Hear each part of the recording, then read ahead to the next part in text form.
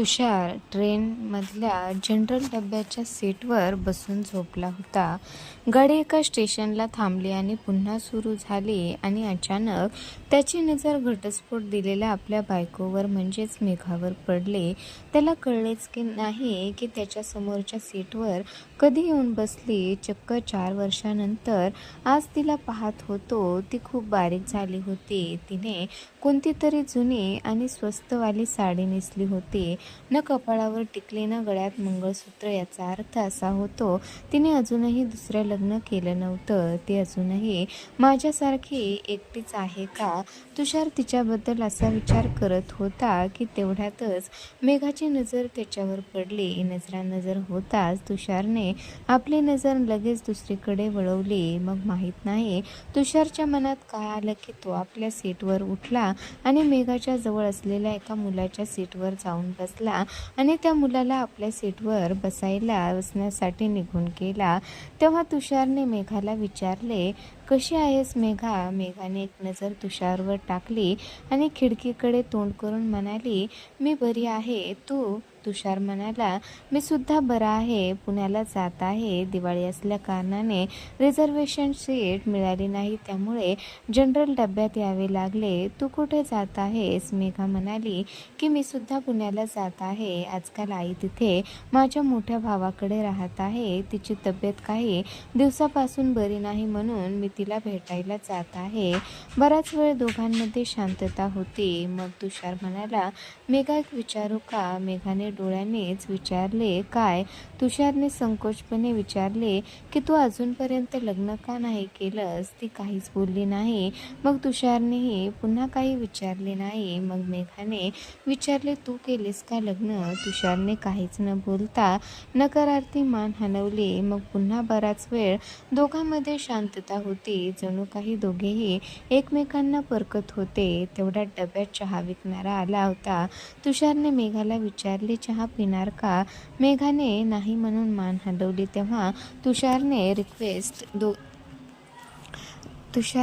Request केली करत पुन्हा विचारले, थोडा चहा पिना यार, तुझ्यासोबत मी सुद्धा थोडा चहा घेईल. मला माहीत आहे तुझी सर्वात मोठी कमजोरी चहा आहे. ती जरा हसली. तेव्हा तुषारला जाणवले की तिच्या डोळ्यातून वाहणाऱ्या अश्रूंवर नियंत्रण ठेवण्याचा प्रयत्न करत आहे. 5 वर्षे तो तिच्यासोबत राहिला होता. जेव्हा ती स्वतःच्या अश्रूवर नियंत्रण ठेवण्याचा प्रयत्न करत असायची तेव्हा ती नेहमी अशीच हसायची.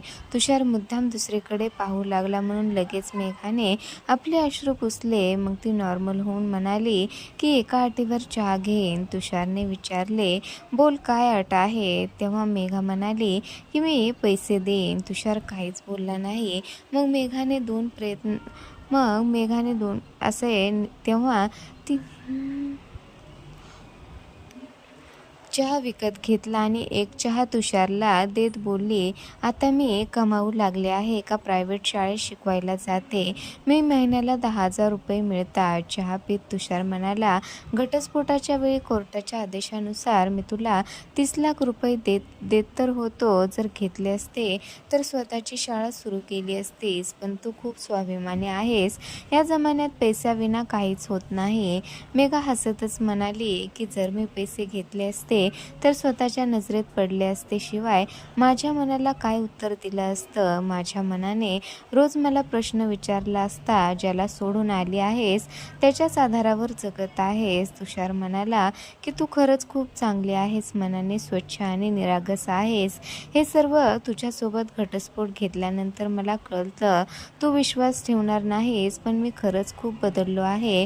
मी सर्व व्यसन सोडले आहे. चिडचिड अजिबात करत नाही. आता मी कुणालाही कमी लेखण्याचा प्रयत्न देखील करत नाही.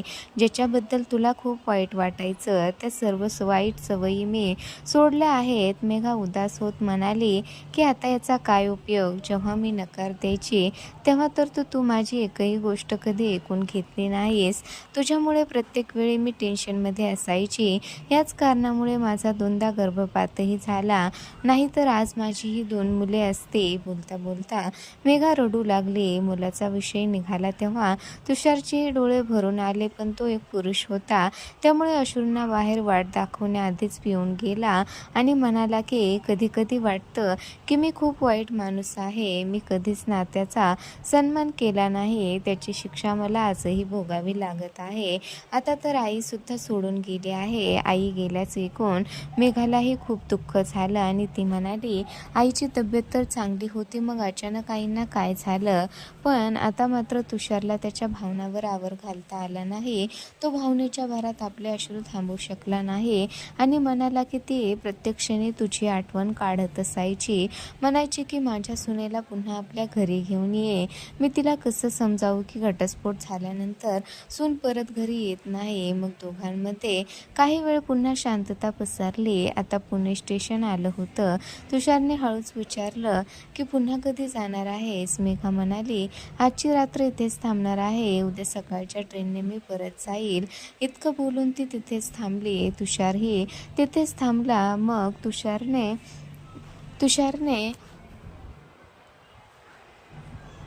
पुन्हा विचारलं की उद्या सकाळी किती वाजता ट्रेनने परत जाणार आहे? मेघा म्हणाली की आम्ही गरीब लोक आहोत.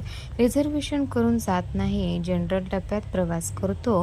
म्हणून मिळेल त्या ट्रेनने तिकीट घेऊन चढून जातो. इतका बोलून ती खाली उतरली. तुषार आपली बॅग सांभाळत तिच्या मागे धावला आणि म्हणाला की जर मी रिझर्वेशनची 2 तिकिटे घेतली तर मला माहीत आहे की तू माझ्यासोबत येणार नाहीस, पण मला तुझ्यासोबत प्रवास करायचा आहे. तू म्हणशील तर मी जनरल डब्यातही यायला तयार आहे. तू सांग किती वाजता इथे भेटशील? मेघा ऑटो रिक्षामध्ये बसून म्हणाली की 9 वाजता इथे मी भेटेन. मग त्याच्या डोळ्यासमोर ऑटो रिक्षा निघून गेली. तुषार 2 दिवसासाठी पुण्याला आला होता, पण मेघासोबत प्रवास करायचा होता म्हणून त्याने त्याचे शेड्यूल बदलले. त्याने शक्य होईल तितक्या लवकर आपली ऑफिसची कामे उरकली आणि दुसऱ्या दिवशी सकाळी 8 वाजता स्टेशनला पोहोचला. मेघा 9च्या ऐवजी 10 वाजता स्टेशनवर पोहोचली आणि म्हणाली की तू अजून इथेच आहेस का? मला वाटलं की तू निघून गेला असशील. मेघा खूप खुश दिसत होती की तिला तुषारला म्हणाली आई आता एकदम ठीक आहे. तुषार म्हणाला की तुझं तिकीट घेऊन आलो आहे. आता 30 रुपयाच्या तिकीटसाठी काही बोलू नकोस. मेघा हसतच म्हणाली की ट्रेन यायला अजून अर्धा तास बाकी आहे. चल तोपर्यंत चहा पिऊन येऊ. पैसे मी देईन, मग हिशोब बरोबर होईल. इतकं बोलून ती पुन्हा हसू लागली. तिला हसताना पाहिल्यावर तुषारची नजर तिच्या चेहऱ्यावरूनच हटत नव्हती. दोघांनी मिळून चहा घेतला. ट्रेनही आली आणि मग पुन्हा एक नवीन प्रवास सुरू झाला. पण हा प्रवास काही खास होता. तुषार काहीतरी बोलण्यासाठी तळमळत होता, पण घाबरत होता की जर तिने नकार दिला तर. तुषार नोटीस करत होता मेघा तिच्या मोठ्या भावाच्या घरून नवीन साडी नेसून आली होती. खिडकीतून येणाऱ्या थंड हवेच्या झोक्याने तिच्या चेहऱ्यावरील तिचे केस उडत होते. तिच्याकडे पाहून तुषार मनातल्या मनात विचार करत होता की एकेकाळी ही स्त्री माझी बायको, माझं आयुष्य, माझं सर्वस्व होती, पण मला तिला सांभाळता आलं नाही. तुषारच्या मनात काय चाललं हे मेघाने ओळखलं आणि मग अचानक मेघा म्हणाली काय झालं आहे तुषार? तू इतका शांत शांत का बसला आहेस? मैत्रीण समजून तरी काहीतरी बोल. तुषार म्हणाला की मला तुझी मैत्रीण नकोय. मेघा तुषारचं हे बोलणं ऐकून शॉकच झाली. ती म्हणाली की मग माझ्यासोबत प्रवास करण्यासाठी इतका उतावळा का झाला होतास? तुषार म्हणाला मला तू हवे आहेस, तेही संपूर्ण आयुष्यभरासाठी, जन्मोजन्मासाठी, माझ्यासोबत हसण्यासाठी, माझ्यासोबत रडण्यासाठी. तो हे सगळं काही इतक्या पटापट बोलला की मेघा फक्त त्याच्या चेहऱ्याकडे पाहतच बसली. तो पुढे म्हणाला मीच चुकीचा होतो. तुझी मी कधी कदरच केली नाही, पण तू गेल्यानंतर मला कळून चुकलं आहे की मी किती चुकीचा होतो. प्लीज मला माफ कर. एवढे बोलून तो आता ढसाढसा रडू लागला होता. मेघा गप्प झाली होती. ती फक्त त्याच्या चेहऱ्याकडे पाहत होती. तुषार तिने तिचे दोन्ही हात पकडून रडत बोलत होता. पहिलं तर काही व्हिडिओ मला माफ कर, माझं खरंच खूप चुकलं. पण मी तुला प्रॉमिस करतो की आता यापुढे मी कधीच तुझ्या डोळ्यात पाणी येऊ देणार नाही. तू जे सांगशील, जसं सांगशील मी अगदी तसंच वागेन. पण प्लीज परत ये. मेघाने हळूच आपल्या डोक्यावरील साडीचा पदर थोडा मागे सरकवला आणि म्हणाली, जरा इकडे बघ. तुषारने पाहिलं तर मेघाच्या भांगामध्ये कुंकू होतं. ती म्हणाली की मला माहीत होतं तू असंच काहीतरी करणार आहेस. मी कालच विचार करून ठेवला होता की आता एकट्याने चालायचे दिवस संपले आहेत. माझा जीवनसाथी परत आला आहे. आता इथून पुढील प्रवास त्याच्यासोबत करायचा आहे. थकली आहे रे मी एकट्याने चालत चालत. बोलता बोलता ती विचित्र मृदा अवस्थेत हसत होती.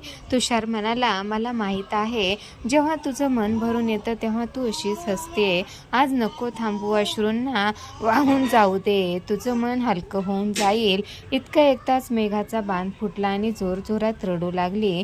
पूर्ण डब्यातील लोक त्यांनाच पाहू लागले होते. पण आज मेघाने लोकांची पर्वा केली नाही. तुषारच्या खांद्यावर डोकं टेकून रडू लागली. काही वेळाने मेघाचं गाव आलं होतं.